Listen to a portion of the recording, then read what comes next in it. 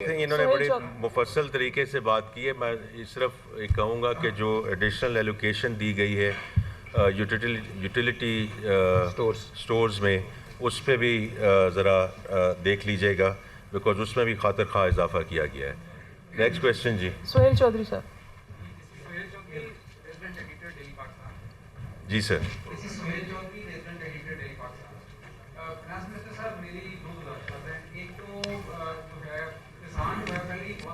G sir. This is Sohail Chaudhry, resident editor daily Pakistan.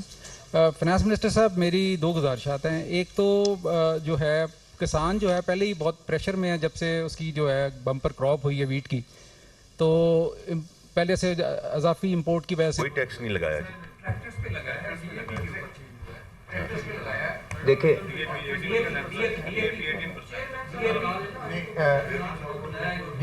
جی بتا دیں آپ اس کو ٹریکٹر کا بھی کیا اس میں اینڈ پروڈکٹ چینج ہوتی ہے, پرائس چینج ہوگی کہ نہیں ہوگی, وہ سارا تاکہ جو ان پٹ کا مسئلہ چل رہا تھا وہ بتا دیں. بتا رہے ڈی اے پی میں کوئی پہلے بھی 5% تھا, اب بھی 5% ہے. دیر از نو چینج, صرف اس کو ٹرانسپوز کیا ہے ایک شیڈول سے دوسرے شیڈول میں. والی ٹیکنیکل وہ امینڈمنٹ ہے, اس میں ریٹ میں کوئی اضافہ نہیں.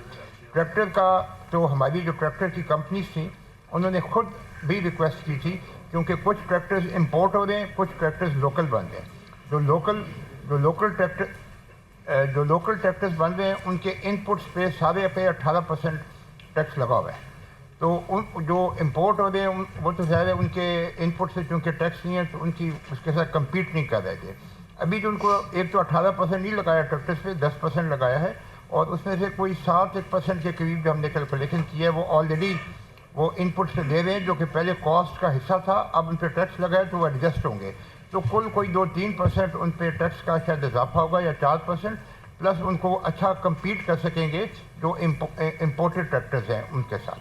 باقی سر جہاں تک فارمرز کا تعلق ہے اور ایگریکلچر کا تعلق ہے, جس چیز سے حکومت نکل جائے, جس چیز سے حکومت نکل جائے اتنا ہی بہتر ہے for agriculture and the farmers.